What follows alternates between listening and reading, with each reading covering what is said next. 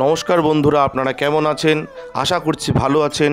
আমাদের চ্যানেলে যদি আপনি প্রথম বা নতুন হয়ে থাকেন তাহলে অবশ্যই চ্যানেলটি সাবস্ক্রাইব করে দিন এবং ভিডিও ভালো লাগলে অবশ্যই লাইক, কমেন্ট এবং শেয়ার করবেন।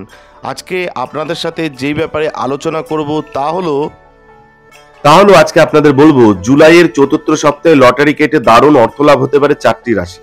হ্যাঁ, ঠিকই শুনেছেন। আর বাকিদের ভাগ্য কি বলছে লটারি বিষয়ে আজকে এই ব্যাপারে আলোচনা করব। প্রচুর লোক লটারি কাটেন এবং লটারি কাটেন, অনেক লোক রয়েছেন তাদের ভাগ্য তারা জানতে চান। তো এই সপ্তাহে কি কাটলে কিরকম হবে, তা কোন রাশির কি ফলাফল, সেই ব্যাপারে আলোচনা করব।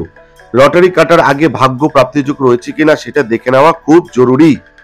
জুলাই মাসের চতুর্থ সপ্তাহ অর্থাৎ 20 তারিখ থেকে 26 তারিখের মধ্যে কোন কোন রাশির লটারি প্রাপ্তিযোগ রয়েছে সেই ব্যাপারে আসুন জেনে নিই। লটারি জিততে কে না চায়? অল্প কিছু টাকা দিয়ে লটারি কিনে সেটি দ্বিগুণ বা তার বেশি পুরস্কার পেতে সকলেরই ভালো লাগে, কিন্তু লটারির কাটলে যে পুরস্কার জেতা যাবে এমন কোনো ব্যাপার কিন্তু নেই। বেশিরভাগ ক্ষেত্রে উল্টোটাই হয়। তাই লটারি কাটার আগে ভাগ্যে প্রাপ্তিযোগ রয়েছে কিনা সেটা দেখে নেওয়া খুব জরুরি। জুলাই মাসের চতুর্থ সপ্তাহ অর্থাৎ 20 তারিখ থেকে 26 তারিখের মধ্যে কোন কোন রাশি লটারি প্রাপ্তির যোগ রয়েছে আসুন দেখে নিই। প্রথম বলবো মেষ রাশির কথা। যারা মেষ রাশির জাতক জাতিকা রয়েছেন, মেষ রাশির জাতকদের ক্ষেত্রে এই সপ্তাহটা লটারির দিকে খুব একটা ভালো নয়। লটারি থেকে দূরে থাকাই ভালো হবে, নচেত অযথা ব্যয়ের হয়রানি পোহাতে হবে। এবার বলবো বৃষ রাশির কথা। এই সপ্তাহের মধ্যভাগটা বৃষ রাশির জন্য বেশ ভালো রয়েছে, তবে শেষ ভাগে একেবারে লটারি কাটতে যাবেন না। লটারি কাটতে মন চাইলে সপ্তাহের মধ্যভাগে কাটুন, দেখবেন সুফল মিলতে পারে। এবার বলবো মিথুন রাশির কথা। যারা মিথুন রাশির জাতক জাতিকা রয়েছেন, মিথুন রাশির জন্য গোটা সপ্তাহটাই বেশ ভালো দেখা যাচ্ছে। এই সুযোগ হাতছাড়া না করাই ভালো হবে। কম অঙ্কের হলেও লটারি কেটে দেখতে পারেন। এবার বলবো কর্কট রাশির কথা। যারা কর্কট রাশির জাতক জাতিকা রয়েছেন, এই সপ্তাহে কর্কট রাশির জাতক জাতিকারা খুব চিন্তা ভাবনা করে লটারির দিকে এগুন, বিশেষ কোনো প্রাপ্তি যোগ নেই। এবার বলবো সিংহ রাশির কথা। সিংহ রাশির জাতক জাতিকারা জুলাইয়ের তৃতীয় সপ্তাহে যে কোনো সময়ে লটারি কাটতে পারেন। দারুণ প্রাপ্তিযোগ কিন্তু দেখা যাচ্ছে, অর্থাৎ সিংহ রাশির কিন্তু প্রাপ্তিযোগ রয়েছে। এবার বলবো কন্যা রাশির কথা। যারা কন্যা রাশির জাতক জাতিকা রয়েছেন, এই সপ্তাহটা কন্যা রাশির ব্যক্তিদের জন্য আর্থিক দিকে ভালোই দেখা যাচ্ছে। যাচাই করে দেখতে চাইলে কাটতে পারেন লটারি, যদি ভাগ্য যাচাই করতে চান। এবার বলবো তুলা রাশির কথা। তুলা রাশির জাতক জাতিকাদের এই সপ্তাহে লটারিতে খুব বেশি ঝোঁক না দেওয়াই ভালো হবে, ভাগ্য সঙ্গ নাও দিতে পারে। এবার বলবো বৃশ্চিক রাশির কথা।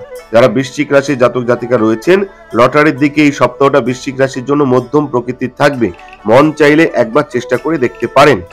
এবার বলবো ধনু রাশির কথা। যারা ধনু রাশির জাতক জাতিকা রয়েছেন, এই সপ্তাহে নির্দ্বিধায় এই সপ্তাহে লটারি কাটতে পারেন। দারুণ আর্থিক যোগ কিন্তু ধনু রাশি রয়েছে।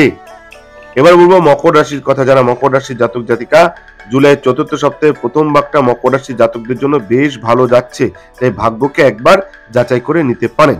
এবার বলবো কুম্ভ রাশির কথা। কুম্ভ রাশির জাতক জাতিকারা সপ্তাহের শেষ ভাগে একবার চেষ্টা করে দেখতে পারেন, বাকি সময় লটারি থেকে দূরে থাকাই বুদ্ধিমানের কাজ হবে। এবার বলবো মীন রাশির কথা।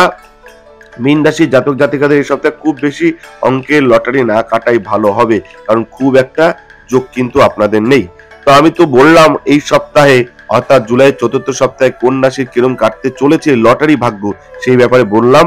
এবং যেই ব্যাপারে যাদের প্রাপ্তিযোগ আছে তারা কেটে চেষ্টা করতে পারেন, কিন্তু বাদ বাকি না কাটাই ভালো হবে। যাদের যাদের যেরকম বলে দিলাম সেইভাবে মেনে চলবেন, দেখবে খুব ভালো হবে। ধন্যবাদ, ভালো থাকবেন। জয় শিব শিব হর হর মহাদেব, ওম নমঃ শিবায়। জয় হর গুরু জয়, জয় সিদ্ধিদাত্রী জয়, জয় কৃপাময়ী দয়াময়ী করুণাময়ী তারা মায়ের জয়। আমাদের ভিডিও আপনাদের কেমন লাগছে? আশা করছি ভালো লাগছে। তাহলে অবশ্যই লাইক করুন, কমেন্ট করুন এবং শেয়ার করুন, এবং চ্যানেলটি অবশ্যই সাবস্ক্রাইব করে দিন। ভালো থাকবেন, সুস্থ থাকবেন, ধন্যবাদ। এবং সকলে অবশ্যই কমেন্টে লিখবেন জয় শিব শম্ভু, হর হর মহাদেব, ওম নমঃ শিবায়।